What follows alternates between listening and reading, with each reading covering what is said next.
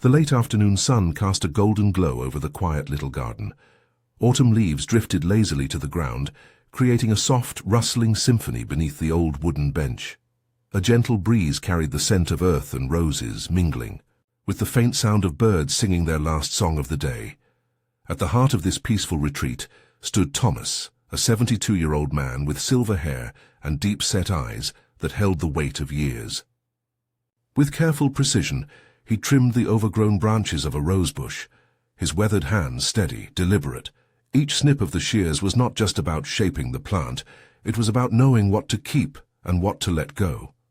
Not far away, the creak of the garden gate signaled the arrival of Emily, his 28-year-old granddaughter. With a warm smile, she walked toward him, her presence bringing a youthful contrast to the stillness of the garden.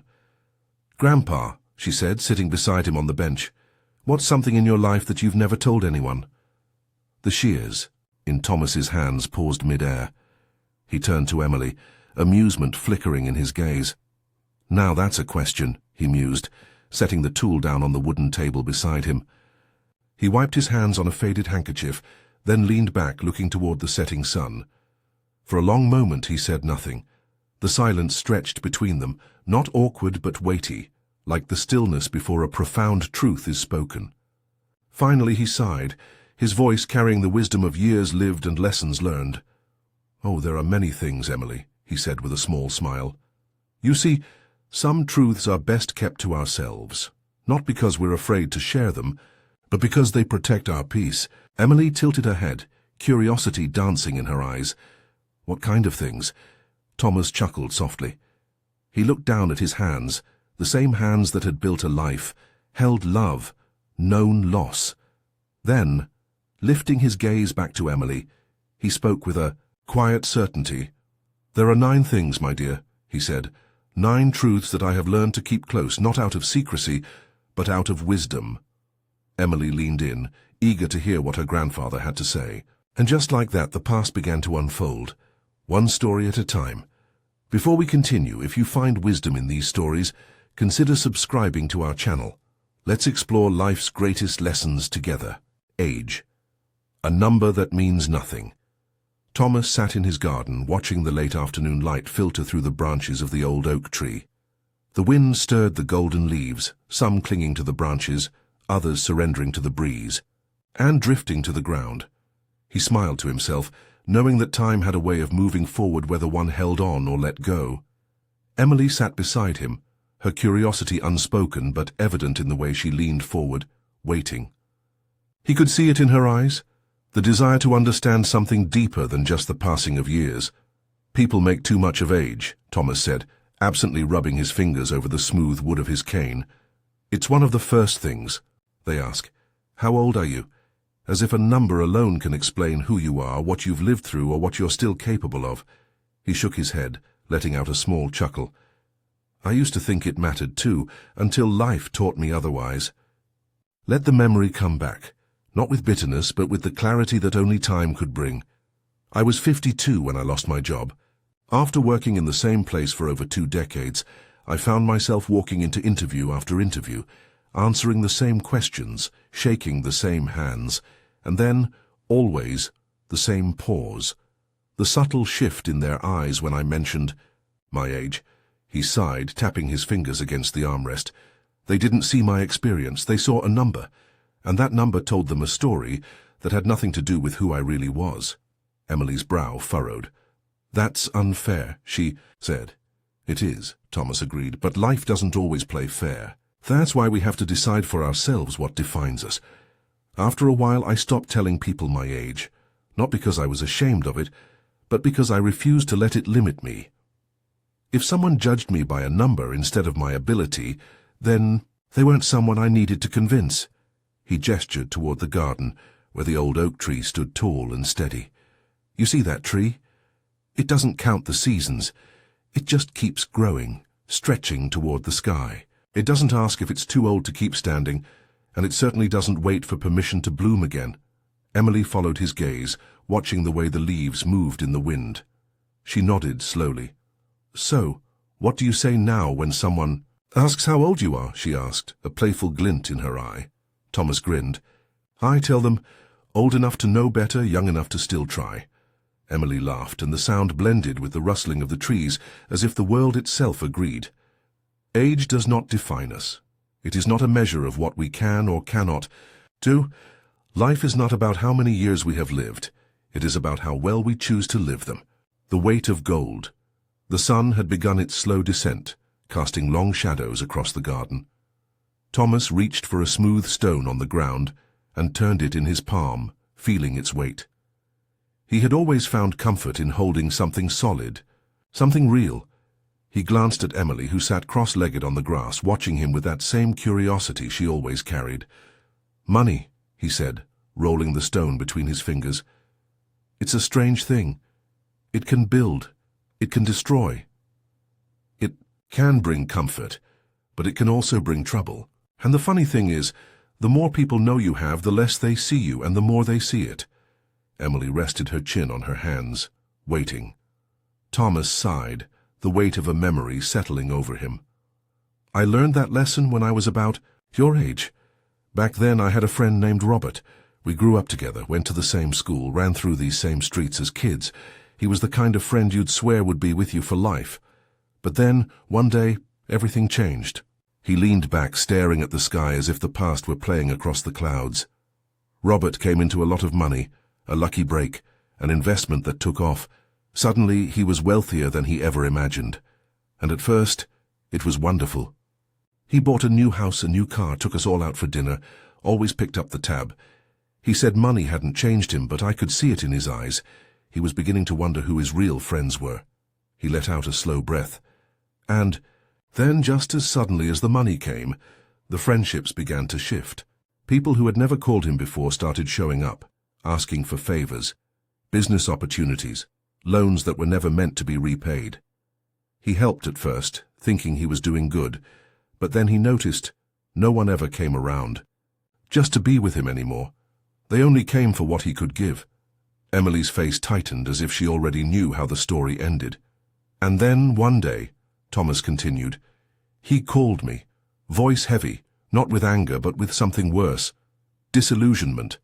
'I don't know who's real anymore,' he said. 'I don't know if I have any friends left.'" He set the stone down on the wooden table beside him, watching how it sat there, solid and unmoved. "That's when I learned something important. Money doesn't change you. It changes the way people see you. And sometimes the more you have, the less they truly see you at all." Emily was quiet for a long time. Then she asked, "What happened to Robert?" Thomas gave a small, sad smile. "He started keeping his wealth to himself, not out of selfishness, but out of necessity. He stopped talking about it, stopped offering it so freely. And do you know what happened?" He looked at her, eyes steady. "The people who only wanted his money disappeared. The real ones stayed."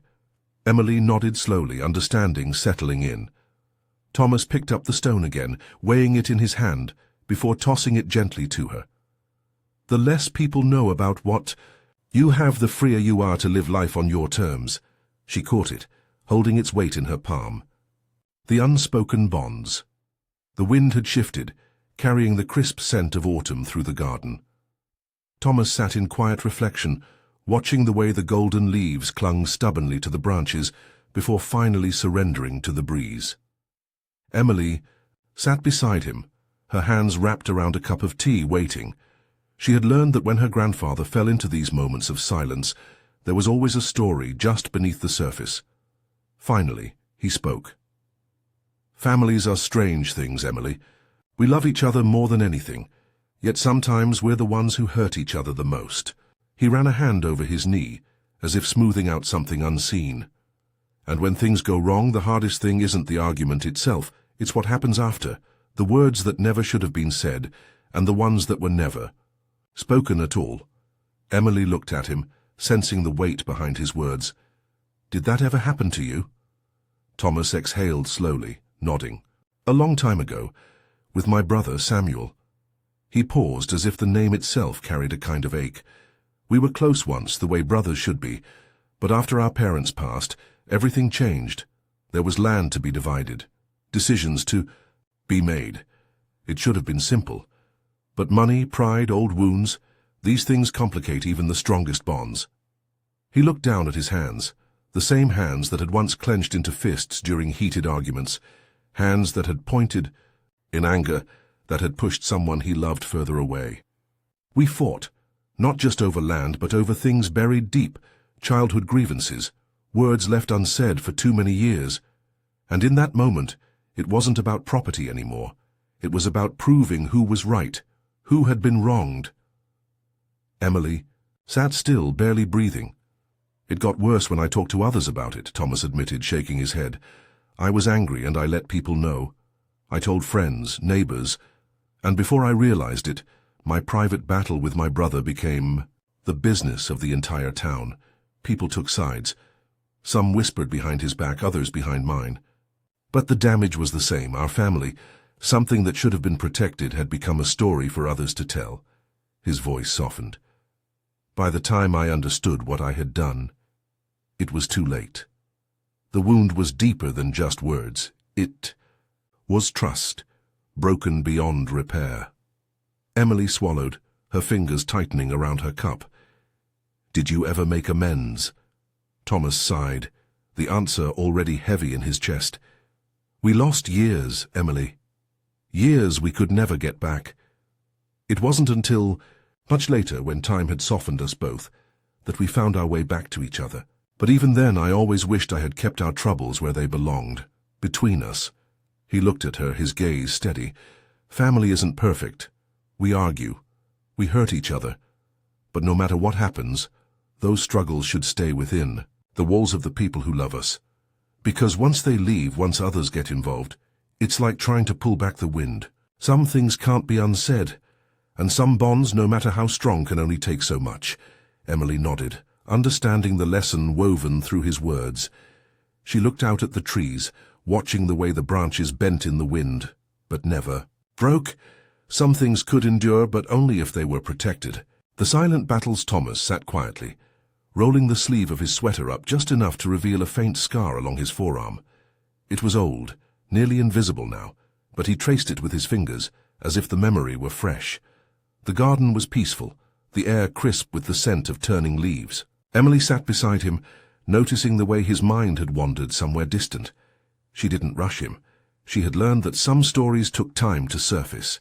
After a long pause, he finally spoke. People don't always know what battles a person is fighting, and sometimes the hardest ones are the ones we fight alone. Emily glanced at him, sensing something deeper beneath his words. What do you mean? He exhaled slowly, gathering the weight of a memory. A few years ago I wasn't feeling quite right. Nothing dramatic at first, just a little more tired than usual, a little weaker. I told myself it was just age, just life. But deep down I knew better. He leaned forward, clasping his hands together. Then came the diagnosis. Nothing earth-shattering, nothing immediately life-threatening, but something that would stay with me for the rest of my days. Something that would change the way I lived. Emily's chest tightened. Why didn't you tell me? Thomas gave her a small smile. Because the moment people know, they start seeing you differently. Suddenly, you're not Thomas anymore. You're an illness, a condition. They don't mean to, but they do. Every conversation becomes about whether you've taken your medication, whether you've seen the doctor, whether you're feeling okay today. And before you know it, you stop being a person and start being a patient. Emily was silent, realizing how often she had done exactly that without meaning to. It's not that I don't appreciate care, Thomas continued. It's that I don't want to be reduced to my struggles. I don't want people watching me with quiet pity, waiting for signs of weakness. I want to live, to enjoy my days without being reminded of what's wrong with me. He gestured toward the garden, the trees standing tall, their roots deep and unseen. Like this old oak tree, it has cracks in its bark, branches that have weathered storms, but it still stands, still stretches toward the sky. No one stops to ask if it's okay, it just is. Emily swallowed the lump in her throat. So you fight your battles alone? Thomas shook his head. Not alone, just quietly, with dignity, with strength. He turned to her, his gaze steady. We all carry something, Emily, but not everything needs to be spoken aloud. Some battles are meant to be fought in silence, not out of fear, but out of choice. She nodded, the lesson settling deep. Some struggles were private, not because they had to be, but because sometimes holding on to one's strength meant not letting the world decide how to see you. The sacred whisper. The evening air was cool, carrying the faint scent of jasmine from the corner of the garden. Thomas sat in his usual chair, his fingers absent-mindedly tracing the edge of his teacup. Emily sat across from him, wrapped in a blanket, her eyes fixed on the stars beginning to appear in the fading light. She had always known her grandfather as a man of quiet strength, steady and dependable. But there were parts of his life she had never asked about, spaces he had never invited anyone into. Tonight she wondered about one of them. "Grandpa," she said softly, "did you ever fall in love again?" Thomas didn't answer right away. He took a slow sip of tea, letting the warmth settle inside him. A small smile played at the corner of his lips, the kind that carried both joy and longing. He set his cup down, looking past Emily, past the garden, past the years. "Her name was Margaret," he said at last. Emily straightened, sensing that this was something important. "I met her a few years after your grandmother passed. It wasn't planned, wasn't expected. I had convinced myself that love was something that belonged to the past, something I had already been given my share of, but then there she was." He chuckled softly. "She had this way of making you feel like she had known you forever, even if you had just met. She was kind, but she had fire in her too, the kind that made you want to be better just to keep up with her." He leaned back, staring at the stars. "We spent our days together in the simplest of ways, walks in the park, long talks over coffee, reading in silence, just enjoying the presence of one another. There was no grand declaration, no need for it. We just were." Emily rested her chin on her hands, drawn into the quiet beauty of it. "Why didn't you ever tell anyone?" Thomas looked at her then, his expression thoughtful. "Because some things aren't meant to be shared with the world. Love isn't always about being seen. Sometimes it's about the quiet moments, the ones no one else knows about. It's about the way someone's hand feels in yours, the way they say your name, like it belongs to them. It's about having a place where you don't have to explain yourself, where you can simply be." Emily swallowed, feeling the weight of his words. What happened to her? A long pause. Then Thomas smiled. Not a sad smile, but a full one, as if the memory itself was enough. She moved away. Life had its plans, as it always does. We didn't fight it. We had our time, and it was enough. He exhaled, looking at Emily with quiet understanding. Not every love story needs to be written for others to read. Some are meant to exist in the heart alone, where they stay untouched, unchanged, sacred. Emily felt the truth in his words, the depth of something she couldn't quite name. She looked up at the stars again, wondering how many stories they held, whispered and unspoken. The invisible hand. The early morning air was crisp as Thomas walked down the quiet street, his footsteps barely making a sound on the worn pavement. The town was still asleep, the windows dark, the world hushed in that fragile moment before dawn. In his hands he carried a brown paper bag, warm from the fresh bread tucked inside. He had made this walk many times before, always at this hour, always unnoticed. At the end of the street he stopped in front of a small house with peeling paint and a sagging porch. He placed the bag carefully by the door, tucking it against the step so the wind wouldn't take it away. He didn't knock. He never did. Instead, he turned and walked back the way he came, blending into the stillness of the morning. Emily sat beside him now, in the present, listening as he told the story. She had always known her grandfather to be a kind man, but she had never known this. "How long did you do that?" she asked, her voice barely above a whisper. Thomas shrugged, a quiet smile playing at his lips. "Years. Maybe 10. Maybe more. I never really kept count. But why didn't you ever tell them it was you?" Thomas looked at her, his eyes steady, thoughtful. "Because that's not what giving is about, Emily. If you do something good and expect recognition, then it's not kindness, it's a transaction. Real giving asks for nothing in return, not gratitude, not acknowledgement. Just the quiet knowledge that someone else's day might be a little easier because of you." Emily let the words settle in. She thought about all the times she had seen people post their good deeds online. about how charity had become something to be displayed. She had never questioned it before, but now, sitting here with her grandfather, she saw it differently. "So they never found out?" she asked. Thomas chuckled. "Oh, they had their suspicions. People always do. But I never confirmed it. The bread was never about me, it was about them." He leaned back in his chair, looking up at the sky. "The best kind of giving is the kind that leaves no trace of the giver, like the wind that carries seeds without asking for thanks, like a river that waters the land but never stops to boast about it." Emily looked down at her hands, tracing invisible patterns on her knee. "I never thought about it that way." Thomas smiled, reaching over to pat her hand gently. "Most people don't. But once you do, you'll understand. Some of the most important things we do in this life are the ones that no one ever knows about." The echo of actions. The evening air carried the scent of damp earth as Thomas leaned back in his chair, his hands folded in his lap. The garden, now bathed in the soft glow of twilight, seemed to listen as he spoke. "People spend a lot of time worrying about how they are seen," he said, his voice quiet but firm. "They want to be admired, respected. They want their names to mean something. But real honor isn't found in what people say about you. It's found in what you do when no one is watching." Emily sat cross-legged on the porch steps, watching her grandfather carefully. She could tell this wasn't just a thought. This was something he had lived. "There was a man in our town when I was younger," Thomas continued, eyes fixed on the fading sky. "His name was Walter Gray.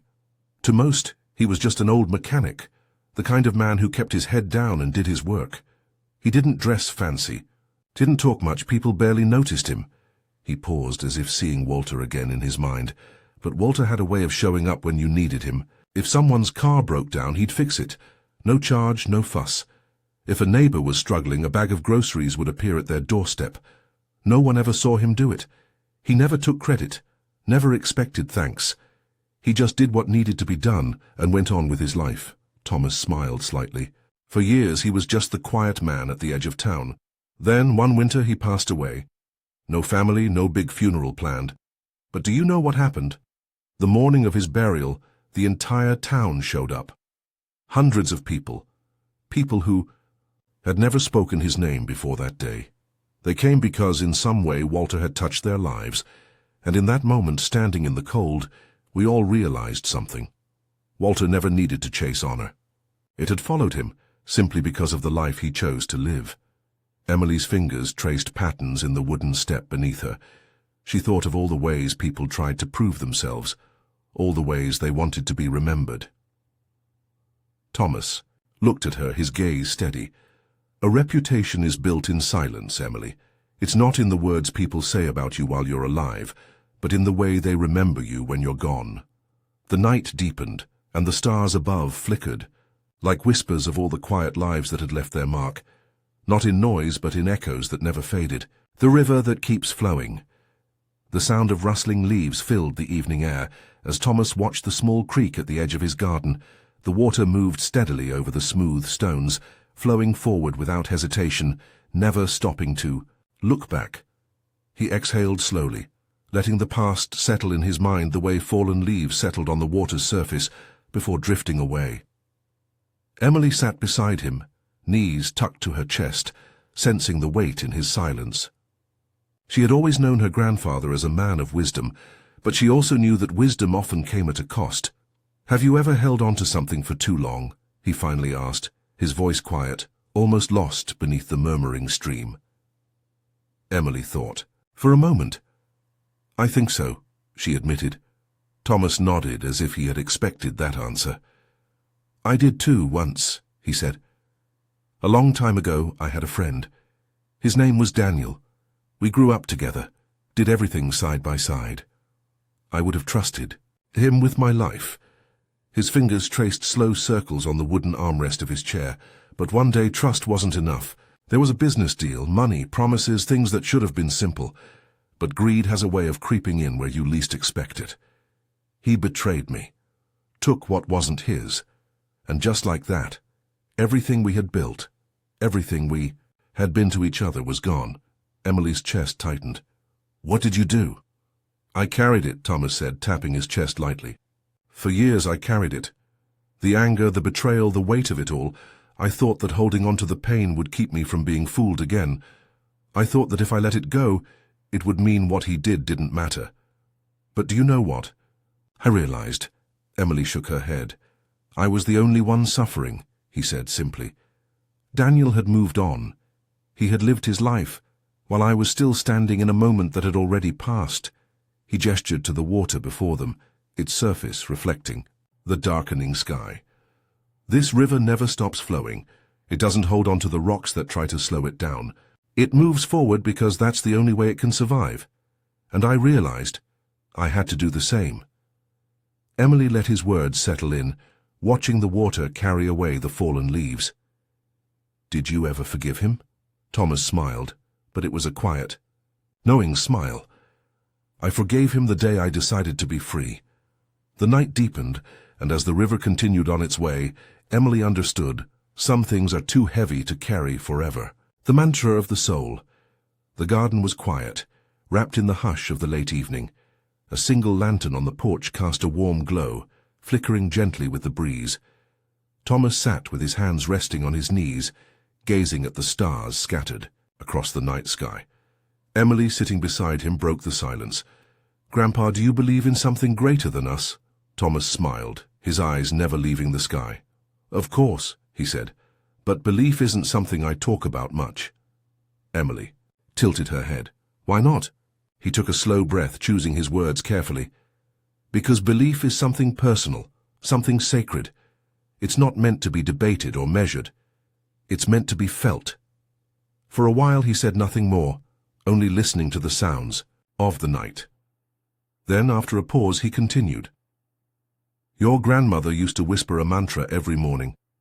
I never asked her what it meant at first, but I heard it, always the same, soft and steady like a heartbeat." He smiled at the memory. "One day I finally asked her. She just laughed and said, 'It's not for anyone else to understand. It's for me.'" Emily listened, fascinated. "And did you ever learn what it was?" Thomas nodded. "After she passed, I found it written in one of her old notebooks. It was simple. Breathe, trust, let go. I started saying it myself, not out loud, not for anyone else, just for me."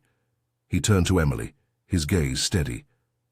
"That's the thing about faith, about personal beliefs. They don't need to be announced, explained or justified. They don't lose their power just because no one else knows about them. In fact, I think they become even stronger when they're held close." Emily thought for a moment, then asked, "So you never told anyone?" Thomas chuckled. "I suppose I just did." She smiled, understanding now. Some things were not meant to be shared widely, not because they were secrets, but because they were part of the soul, quiet, unshaken, and deeply personal, like a flame that burns steadily, no matter who is watching. The lantern beside them flickered once, then steadied as if the universe itself agreed. The last light of the sun stretched across the horizon, painting the sky in deep shades of amber and violet. The garden, once bathed in the golden glow of the afternoon, now stood quiet under the soft embrace of dusk. Thomas and Emily sat together on the porch, neither of them speaking for a long time. Some conversations didn't need words to linger. Emily exhaled slowly, letting the weight of her grandfather's stories settle in her chest. "I never realized how much strength there is in silence," she finally said. "I used to think that sharing, everything made life fuller, made connections deeper. But now I see some things are meant to be held close." Thomas nodded, the corners of his mouth lifting in a knowing smile. "People often mistake silence for secrecy, but it's not the same. Silence is a choice. It's the space where wisdom grows, where peace is protected. Not everything in life needs an audience, Emily. Some truths are for the world, but some are just for you." Emily looked at him, her eyes filled with a newfound understanding. "That's why you never told these stories before, isn't it? Not because they weren't important, but because they weren't meant to be shared until now." Thomas chuckled softly. "You're learning faster than I did," he said. "It took me a lifetime to understand that the things we hold back aren't always burdens. Sometimes they're treasures." The wind moved through the trees, carrying the scent of earth and the distant sweetness of blooming jasmine. Emily thought about the 9 lessons her grandfather had shared, about age, money, family, health, love, kindness, honor, forgiveness, and belief. Each one was a thread in the tapestry of a life well lived, not spoken to impress but to teach. She turned to him with a small smile. "Do you ever regret not saying more?" Thomas looked out over the garden, watching the last leaves of autumn drift to the ground. "No," he said simply. "The right things have a way of being understood, even when left unsaid." The sky darkened, stars beginning to flicker into view. Emily sat back, feeling lighter somehow, as if her grandfather had given her something priceless, not just words, but a way to move through life with quiet strength. She reached for his hand and gave it a squeeze. "Thank you for telling me," she said. Thomas squeezed back, his grip gentle but certain. "Thank you for listening." A comfortable silence settled between them, filled with the unspoken understanding that some of the most valuable lessons in life were not the ones declared loudly, but the ones absorbed in stillness. Life is not measured by how much we say, but by the wisdom we choose to carry. If these lessons resonated with you, let us know in the comments. What is one thing you've learned to keep for yourself? If you found value in this story, don't forget to like, subscribe, and join us for more reflections on life's greatest lessons. Until next time, may you find peace in the words you choose to keep and the ones you choose to let go.